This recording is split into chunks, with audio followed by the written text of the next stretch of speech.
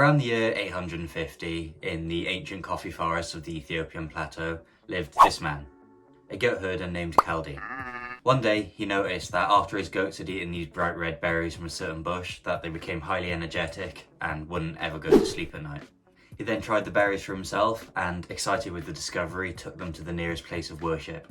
After a brief explanation, the head monk deemed them the devil's work and decided to throw the berries on the fire, putting an end to Kaldi's discovery. Until the powerful aromas from the berries filled the room, and then the head monk had the embers removed from the fire. They poured hot water onto the embers to preserve the smell, and then after some testing and tasting, they experienced the same energetic boost it had given the goats before. Hence, coffee was born. Now, how much of that story that's fact or legend can't be determined. However, it is widely believed that the first coffee plants did originate in Ethiopia over 1,000 years ago. And that leads us on to the first box of coffee. This is part 3 of going through this box of coffees from around the world. And in this video, I'm going to be going through the final 3 boxes of coffee. First up, it's the Mocha Djimmah, which has this giraffe design on the front. This is a coffee from the region of Jimma, which is near Kaffa, which is the region in Ethiopia where coffee is thought to have originated. The name Mocha refers to the type of Arabica used to make this coffee, and it's a light medium roasted coffee.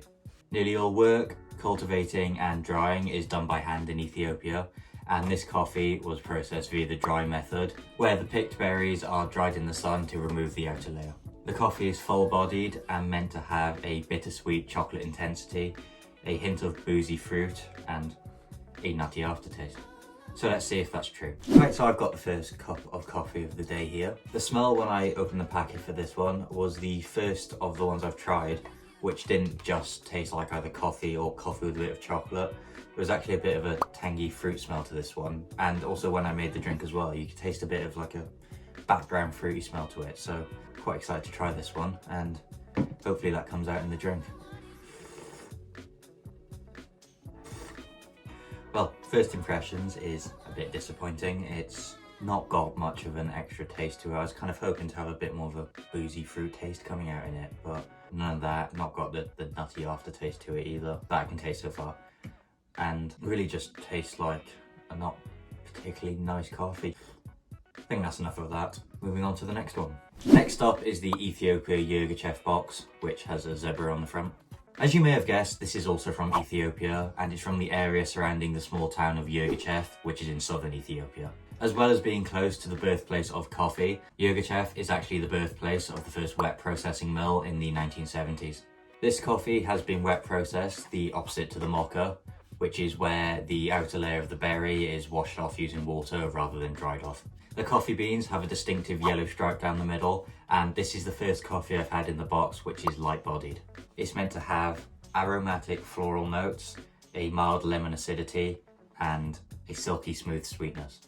So, time to try this one. So I've got the second coffee of the video. The smell of this one, when I opened the packet, had the same kind of extra fruity bit that the first one had. Hoping that this one has a bit more of the extra flavours that the first one was missing. I'm gonna let it cool down and then I will be trying it. Disappointment again. There's no extra sweetness in it. There's no like lemon-y kind of taste. Just tastes again a bit like the coffee in the last box. I'm not getting any other taste of anything in it. It's just the coffee. It's not particularly my favourite tasting coffee. I can't taste that much difference between this and the last one, which might be because they're from a very similar location. They're not very far away. So on to the final coffee of the video and of the whole box. The final coffee of the video then is the Kenya Peaberry, which has this cheetah on the front. Staying in Africa but moving south, this coffee is from the slopes of Mount Kenya, which is in the central Nyeri region of Kenya. Coffee was first introduced to Kenya in around the year 1900 by the British, and nearly all the coffee there is wet processed. The Peaberry of this coffee refers to a natural genetic mutation which happens in the coffee berries. Usually a coffee berry will have 2 seeds which go on to become the coffee beans. However, with a peaberry, those 2 seeds will fuse together to become one. Peaberries are smaller and rounder than normal beans, and these ones are light roasted and full-bodied. They are meant to have a taste of tropical fruits with a tangy acidity and a crisp, clean aftertaste. So let's go and try the final box of coffee. And I am back with the third and final coffee of the whole box. This one had a bit of the sort of fruity background smell of the others, but not quite as much. I just smelled like quite a light coffee really.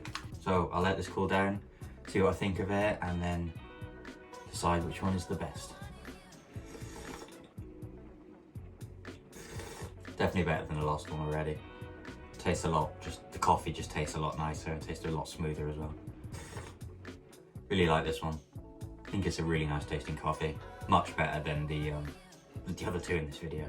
I definitely say it's got the sort of crisp, clean aftertaste. Not really getting any tropical fruits or the sort of tangy acidity, but the actual coffee itself tastes really nice, really smooth, and the aftertaste does taste quite clean, quite crisp, and would definitely recommend this one.